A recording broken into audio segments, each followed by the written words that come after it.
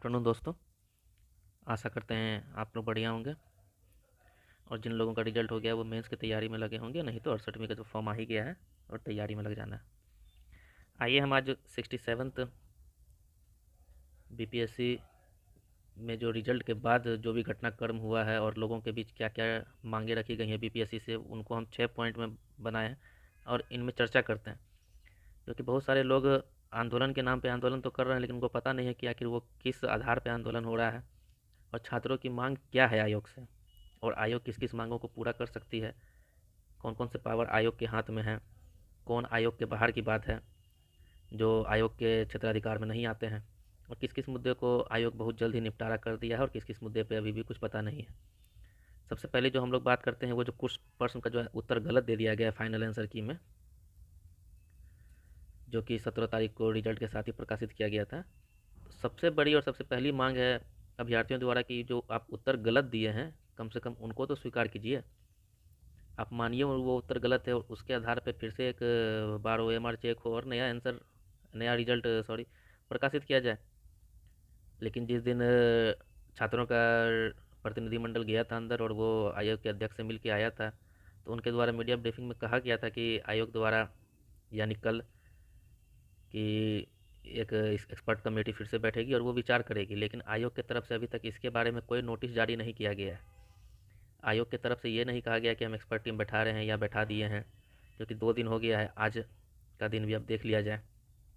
क्योंकि आयोग के अध्यक्ष अगर मीडिया में आके ही बता देते कि हम ये आंदोलन के बाद ये कदम उठा रहे हैं, हम एक्सपर्ट टीम को फिर से बैठा रहे हैं, फिर से 150 क्वेश्चनों पर चर्चा की जाएगी और देखा जाएगा कि क्या क्या आपत्ति छात्रों की है और कौन कौन से आंसर की मांग वो कर रहे हैं कि जो गलत है।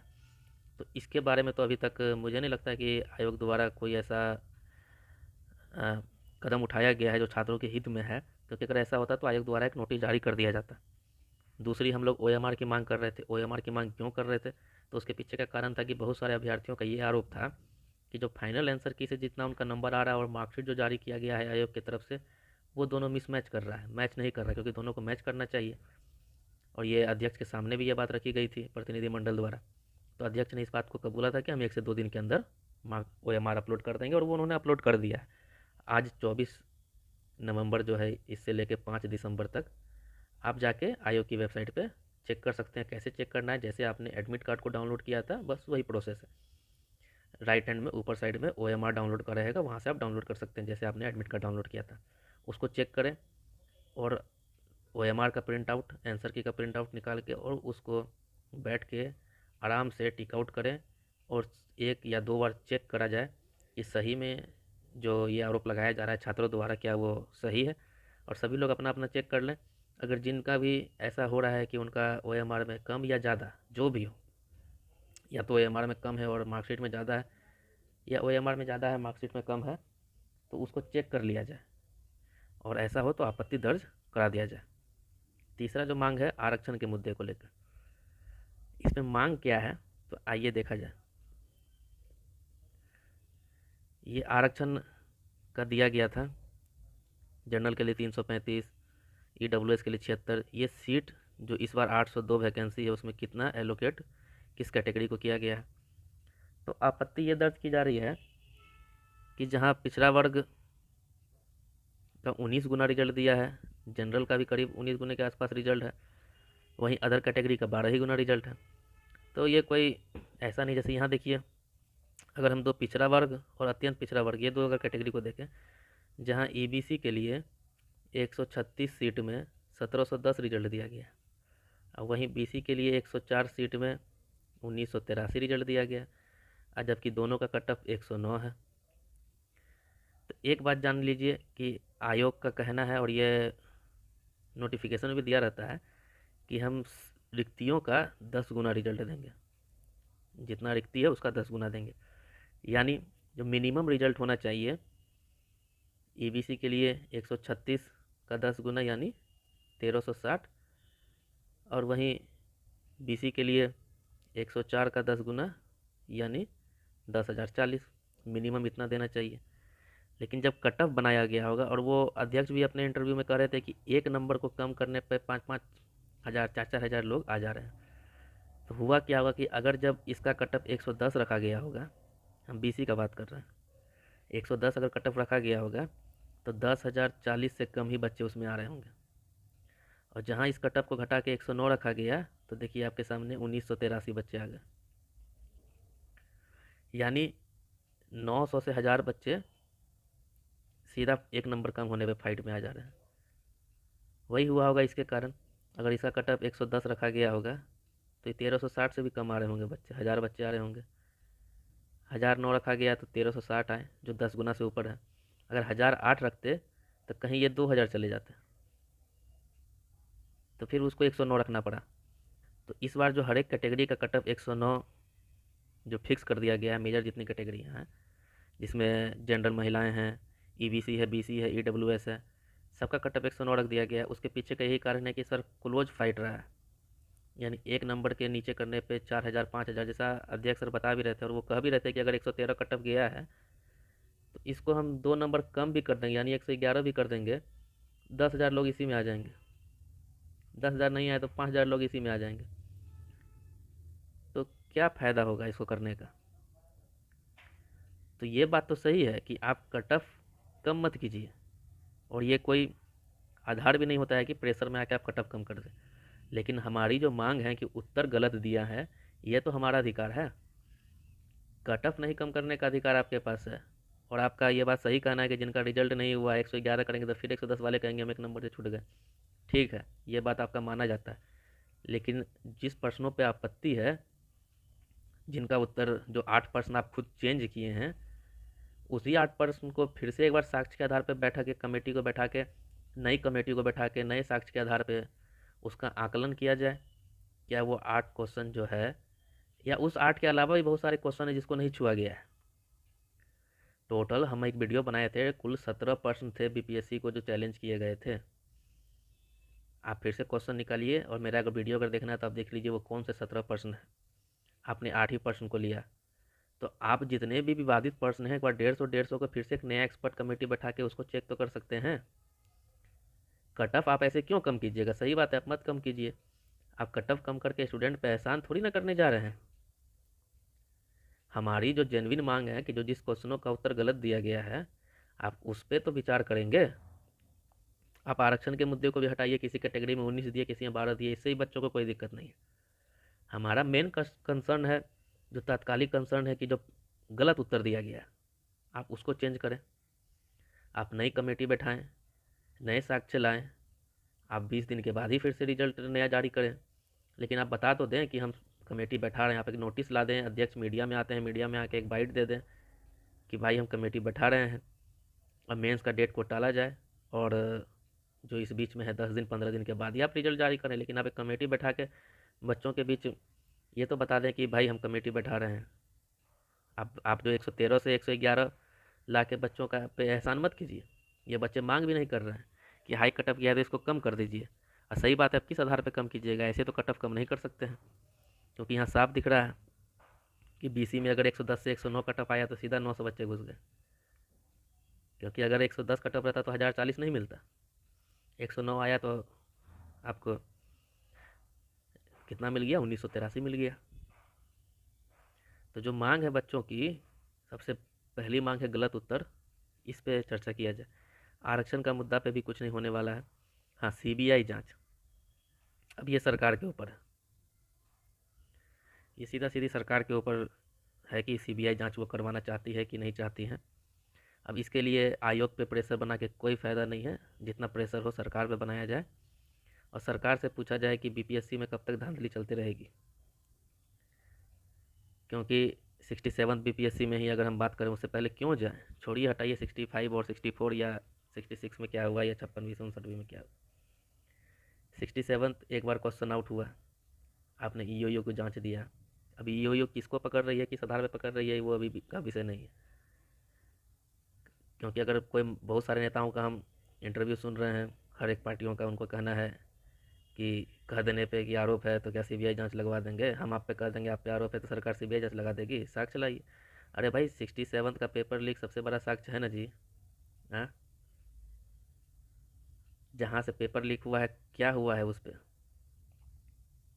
आप इस आधार पे भी तो सीबीआई जांच को दे सकते हैं कि ईओयू की टीम अभी तक मई से लेकर नवंबर आ गया है, अभी तक ऐसा कुछ क्लियर नहीं बताई है कि भाई केस को हम क्लोज कर रहे हैं, ख़त्म हो गया, जांच ही कर रही है। तो साक्ष्य जो बहुत सारे लोग मांग रहे हैं कि बहुत सारे पार्टी के लोग जो पक्ष में हैं जो विपक्ष में हैं, बहुत सारे लोगों का स्टेटमेंट आप लोग भी सुने होंगे, बड़े बड़े प्रवक्ता हैं बड़े बड़े पार्टियों के, उनका कहना है सीधा कि हम कह देने पे क्या मान लें।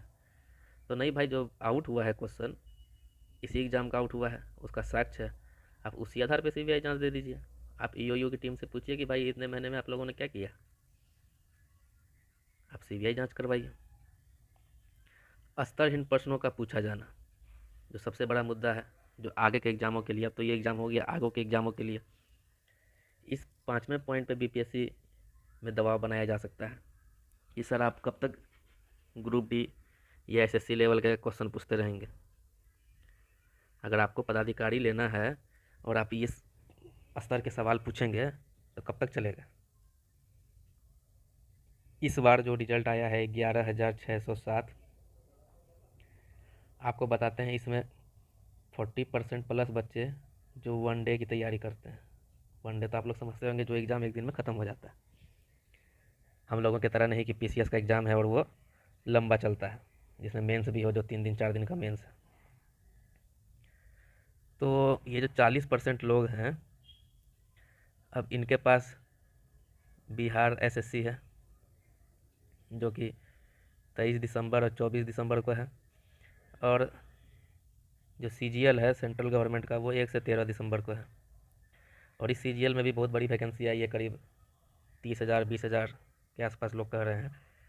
तो ये 40% लोग जो है वो तो मेंस देंगे ही नहीं।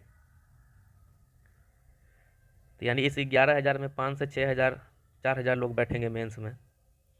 आपका स्तरहीन प्रश्नों के पूछे जाने के कारण जो सिंसियर बीपीएससी और यूपीएससी की तैयारी करने वाले स्टूडेंट थे वो पीटी में ही बाहर हो गए।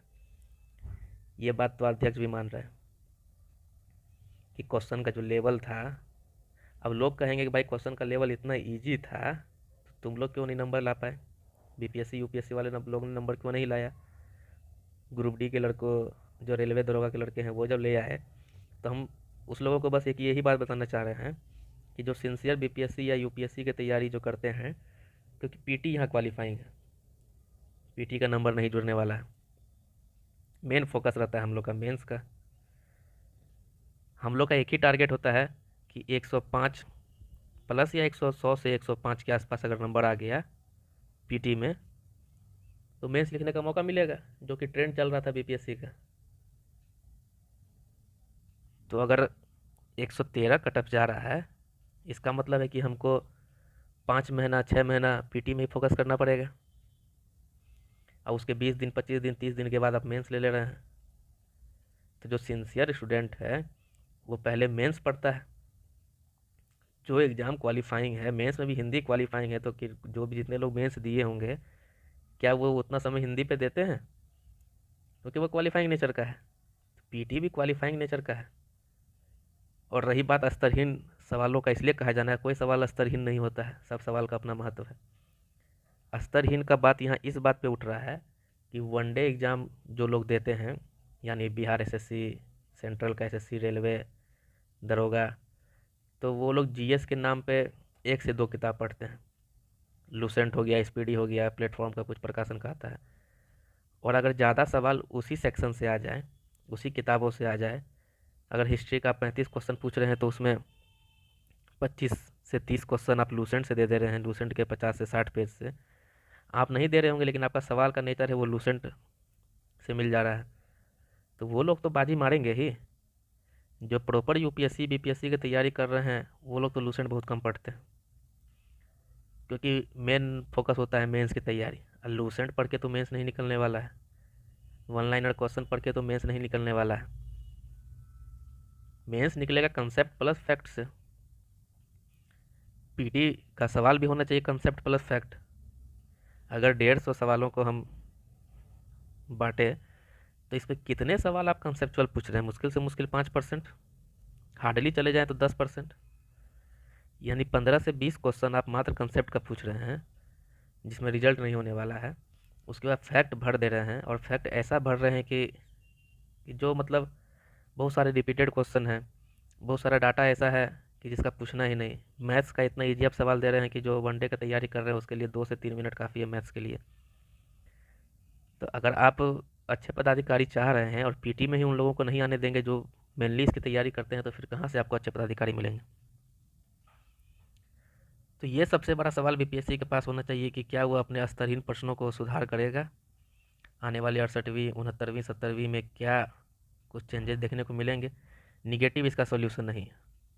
जो निगेटिव ला रहे हैं अध्यक्ष और कह रहे हैं कि निगेटिव से एक ही चीज़ होगा कि जहाँ एक नंबर कम करने पे 900 लोग आ रहे थे, वहाँ पे 0.5 कम करने पे 900 लोग आएंगे, एक नंबर कम करने पे करीब 1000 लोग छट जाएंगे। आप एलिमिनेशन का जो प्रक्रिया है उसको आप अपने स्तर पर आसान कर रहे हैं।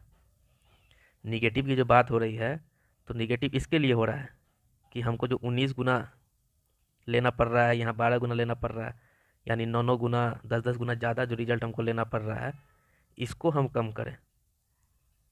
निगेटिव वो स्तर सुधारने के लिए नहीं ला रहे हैं। आपको ये बात समझना होगा कि वो निगेटिव किस लिए ला रहे हैं। वो अपने सहूलियत के लिए ला रहे हैं कि जितना कम हम रिजल्ट दे सकें, जितना 10 गुना के आसपास रिजल्ट दे सकें, क्योंकि हम 0.5 से 0.4 से बच्चों को छांट सकें। निगेटिव के साथ साथ आपको प्रश्न के स्तर को सुधारना पड़ेगा और गलतियां कम करनी पड़ेगी। ये होना चाहिए।